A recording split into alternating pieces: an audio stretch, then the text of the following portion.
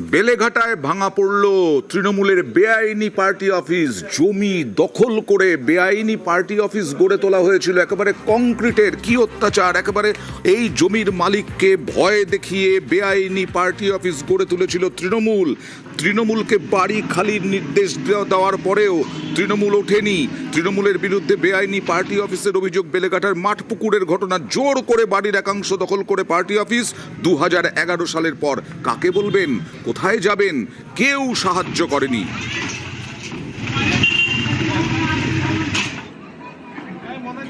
বিভিন্ন জায়গায় বেআইনি নির্মাণ ভাঙা হচ্ছে, বিভিন্ন জায়গায় তৃণমূলের বেআইনি পার্টি অফিসও ভাঙা হচ্ছে। যেমন এই বেলেঘাটায় দেখুন, বেলেঘাটায় এই বাড়িটাই ছিল বেআইনি পার্টি অফিস তৃণমূলের, তা ভাঙা পড়লো। তৃণমূলের পার্টি অফিস বেলেঘাটার বুকে, সেটাও বেআইনি। বেলেঘাটায় ভাঙা পড়লো এইভাবে তৃণমূলের পার্টি অফিস। বিভিন্ন জায়গায় এইভাবেই ভাঙা পড়ছে, বিভিন্ন বেআইনি নির্মাণ। এটাও কি বেআইনি ছিল? মানে এই রকম ভাবে ফুটপাতের ওপরে একেবারে কনস্ট্রাকশন গড়ে তোলা হয়েছিল। দেখুন সেই ছবি, ভাঙার ছবি। বেআইনি নির্মাণ ভাঙা হচ্ছে, পর পর বেআইনি নির্মাণ ভাঙা হচ্ছে রাজ্যের বিভিন্ন জায়গায়।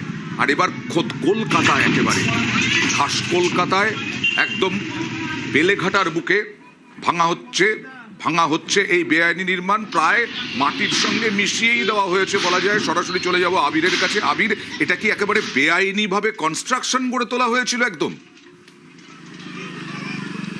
শুধু বেআইনি নয়, একই সঙ্গে হচ্ছে জোর জবর করা হয়েছিল জায়গাটা।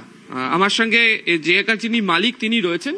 এই যে বাড়িটি রয়েছে, ঝর্ণা কুণ্ডু এবং তার স্বামী, তাদের এই জায়গাটি ছিল।